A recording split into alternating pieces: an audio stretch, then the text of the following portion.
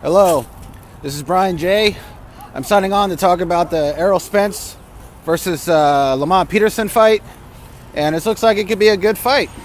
They both made weight. This is what I'm here to talk about. They both made weight. Lamont Peterson came in at 146 pounds, and Errol Spence Jr. came in at 147. He came in right at the welterweight limit. So they both made weight, and they're going to be fighting tomorrow night. I'm tempted to stay home and watch the fight on Showtime. But I really want to see UFC 220. I want to see Francis Ngannou in the Stipe Miocic fight, and Daniel Cormier's fighting on the undercard. So that could be a great fight. So I don't know, man. I don't know. It's tough. Like I'm so torn to seeing 220, but also seeing the Showtime fights, the boxing matches.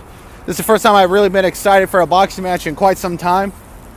But at least, well, it's the first time I've been excited for a boxing match since the Lomachenko versus Rigondeaux fight. But yeah, I just love Errol Spence's style. He's very exciting. He's very aggressive. He comes forward.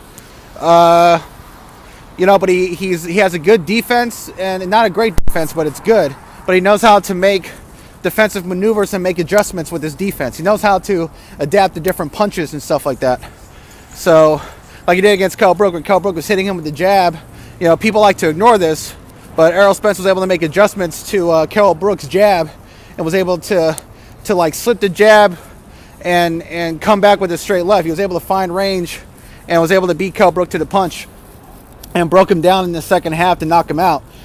But yeah, it's like Errol Spence would move his head and bob to the left, and then he would come back with his own straight left, or he would come with his own jab, or he would start going to the body a lot more. But once he found range against Kell Brook, he destroyed him. So, and I don't think Keith Thurman is scared of Errol Spence. He just knows that this is a business, and he wants to wait on this fight to get exciting, to have more build-up. And Keith Thurman might fight Errol Spence in November or December this year or early next year. So you never know. But yeah, my prediction for the Errol Spence versus Lamont Peterson fight is that Errol Spence will win by TKO before the 5th round. I think this fight's going to last 5 rounds or less.